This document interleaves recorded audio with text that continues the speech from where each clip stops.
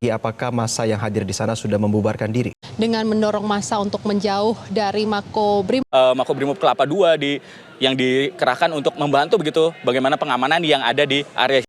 Rakyat itu menggaji kalian untuk mengayomi kalian, mengayomi kita.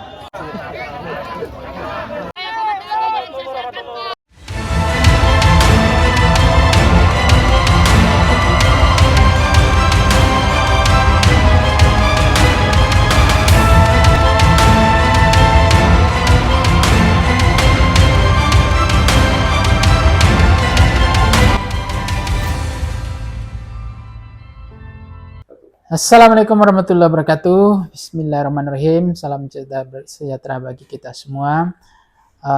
Kritik puji kuasa nyalakan nurani. Kali ini kita sobat platform politik bicara tentang hal yang sangat sensitif ya, sangat mengguncang peta politik akhir-akhir ini.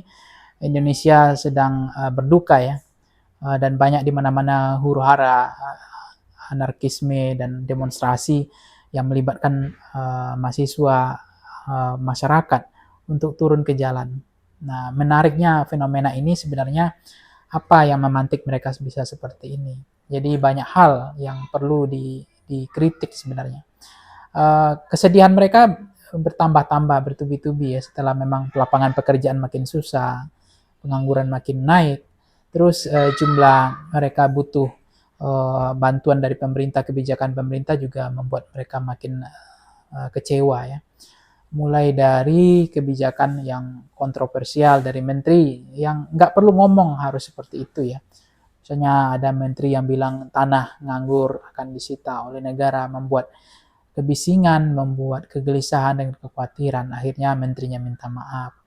Ada menteri kesehatannya yang bilang ukuran celana 30 cm cepat mati, terus gaji di atas 15 juta lebih sehat, lebih cerdas ya. Tidak perlu sebenarnya masuk ke menteri seperti ini berstatement ya. Ada persoalan pulau yang bertikai karena perubahan nama, nomenklatur oleh Kementerian Dalam Negeri, akhirnya ribut, hampir perang juga, selesai juga pada akhirnya. Ada tambang Raja Ampat yang Indonesia itu begitu mempesona kan, tambangnya ya, akhirnya menjadi tempat wisata dirubah menjadi tambang, kemudian dicabut izinnya empat pulau di sana yang dijadikan sebagai tambang. Menteri SDM, kemudian ada juga soal LPG yang waktu itu sulit, langka, kemudian masyarakat antri dan banyak memakan korban juga. Terus ada problem-problem yang semestinya Menteri Sri Mulyani, Menteri Keuangan misalnya, menambah hutang beban negara hampir 600 triliun hutang kita yang harus kita bayar hari ini. Sementara statement Menteri Keuangan juga mengatakan guru dan dosen itu menjadi beban negara. Jadi makin menyakitkan sebetulnya lagi. Kemudian ada kebijakan pajak yang kemudian dibatalkan dari 11 menjadi 20%, itu keberpihakan Pak Prabowo sebenarnya, termasuk Tantim yang kemudian di stop, diberhentikan karena dianggap bancakan politik ya, keberanian Prabowo. Dan hari ini pasal Prabowo menghadapi kondisi yang tidak mudah, pertaruhan yang berat antara kalah dan menang pertaruhannya. Karena apa? Karena ada oligarki yang hari ini juga sangat tidak nyaman juga. Ditambah memang kondisi lagi tidak semudah. Pasal 33 ini kan penertiban soal tambang, ya, nikel, timah, ya, batu bara yang kemudian akan ditertibkan oleh Presiden Prabowo misalnya. Apakah membuat mereka nyaman, atau termasuk ada kasus-kasus besar yang sedang ditangani oleh Kejaksaan hari ini. Apakah Prabowo sedang kondisi menghadapi seperti ini? Mana yang kuat-kuatan saja, ini mana yang hebat-hebat saja. Jadi kita nggak tahu ujungnya pertaruhan ini seperti apa. Ini ngetes kekuatan sebenarnya. Sejauh mana nafas atur kekuatan rezim sekarang dengan menghadapi tantangan yang tidak mudah ya, cukup kompleks ya.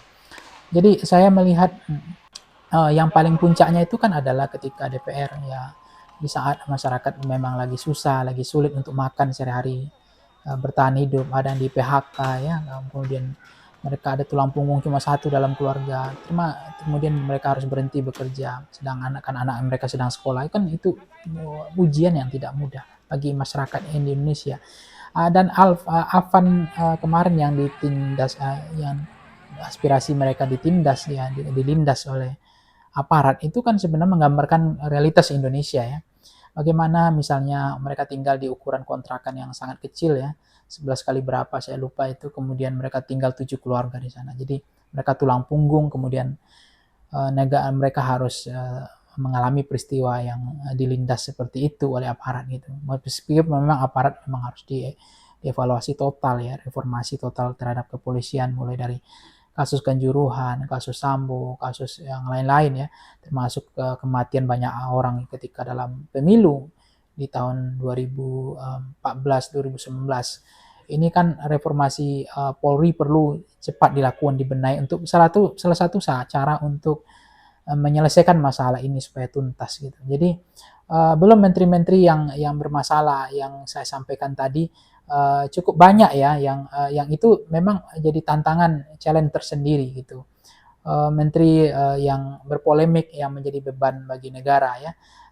Termasuk kita juga melihat ada kasus self-register yang mestinya harus diselesaikan oleh Pak Prabowo, tapi seolah tidak selesai. Kasus ijazah juga nggak selesai. Ini juga memantik kemarahan publik ya. Selain memang peninjauan kembali terhadap pajak ya, pajak yang kenaikannya juga tidak masuk akal sama sekali. Akhirnya goyang-goyang di DPR itu, termasuk Eko Patrio, termasuk artis-artis setelah goyang, mereka juga minta maaf akhirnya. Eko Patrio, ada Nova Orbarts yang bilang, perjalanan dari Bintaro ke Senayan juga melelahkan, capek, macet gitu kan, tunjangan 50 juta. Masyarakat kian marah kan dengan gaji yang berlimpah, yang dengan mereka bisa berfoya-foya dan banyak gaji yang cukup besar lah. Ya, akhirnya mereka harus rakyat tidak dirasakan, tidak sensitif, tidak peka terhadap apa yang dihadapi oleh masyarakat. Jadi ini kebijakan-kebijakan yang sinting ini harus dibatalkan, termasuk meninjau ulang soal kenaikan pajak atau tunjangan ini harus dihentikan, dan pejabat yang berfoya-foya hedonisme termasuk flexing ini harus di stop ya, tidak boleh diteruskan ya. Kemudian presiden harus mencopot menteri-menteri yang nyusahin presiden, yang menjadi beban presiden. Tidak boleh lagi Presiden Prabowo ini mengasuh menteri yang kemudian menjadi beban, yang saya sampaikan tadi. Nama-nama menteri yang ada tadi, mulai dari ada entry ATR BPN yang bilang tanah yang nganggur akan disita negara ya kan. Ada 3 juta rumah yang mau dijanjikan jadi backbone-nya Prabowo, tapi tidak terlaksana per hari ini, bahkan 0 rumah, tidak ada penyerapan. Jadi ini menjadi beban, akan menjadi senjata makan tuan ketika kampanye selanjutnya akan jadi problem. Belum ada Menteri Budi Ari yang menurut saya bicara tentang kooperasi itu dengan persoalan fakta-fakta persidangan beliau yang menyeret nama beliau, tapi tetap dipertahankan. Ada rekening yang katanya nganggur ya disita, kenapa dia diblokir, dibekukan, kan ini ngawur, nggak nyambung gitu. Jaka Sambung nggak nyambung sama sekali. Tetap ini menyusahkan masyarakat dan rakyatnya. Kita disuruh nabung tapi disita gitu. Nah inilah tidak ada banyak hal yang kemudian warisan-warisan yang buruk, penegakan hukum, demokrasi, kesenang-wenangan, keserakahan, ya, termasuk ketidakadilan dan apa yang dilakukan oleh pejabat tidak sensitif, tidak peka, selalu di saat rakyat dibebani dengan pajak dan seterusnya, mereka justru mendapatkan gaji tunjangan yang tidak punya perasaan. Jadi Prabowo harus bertaruh di sini. Presiden Prabowo harus bersikap. Kalau enggak ini akan menjadi bola salju, akan terus membesar dan kita nggak tahu ujungnya seperti apa.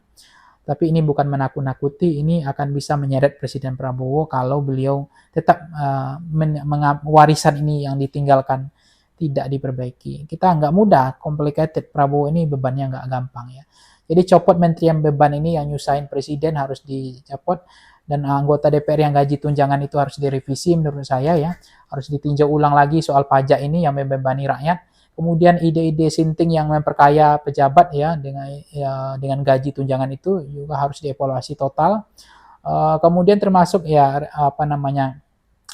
anggota DPR yang seperti yang berulah tadi, Nova Orbarts yang komentar seperti itu, Saroni yang bilang rakyat tolol sedunia lah inilah ya. Kemudian mereka ini harus dikasih sanksi, bahkan kalau bisa pemecatan ya, harus dilakukan pemecatan terhadap mereka, termasuk ada yang nantang rakyat seperti Uya-Uya, Eko Patrio dan seterusnya. Jadi harus diberikan sanksi yang keras, pencopotan atau MKD melakukan apa terhadap mereka ini harus dilakukan gitu. Jadi kebijakan harus menggembirakan rakyat. Presiden Prabowo melakukan 3 hal. Pertama, melakukan reshuffle dengan cepat, mencopot menteri yang menjadi beban presiden, yang membuat presiden makin sulit, terpojok. Menteri yang berpolemik, statementnya menyakitkan hati rakyat, menyusahkan rakyat, dan tidak berperasaan. Harus dicopot oleh presiden. Itu langkah yang tidak bisa dibiarkan lama-lama gitu. Harus cepat mengasuh apalagi menteri-menteri lama yang tidak berguna sama sekali. Kebijakannya hari ini termasuk Menteri Keuangan ya, hampir 600 triliun yang bunga hutang yang harus kita tanggung per tahun, per bulan ya, per tahun maksud saya, dan ini bukan uang utang yang sedikit yang harus dibayar oleh negara.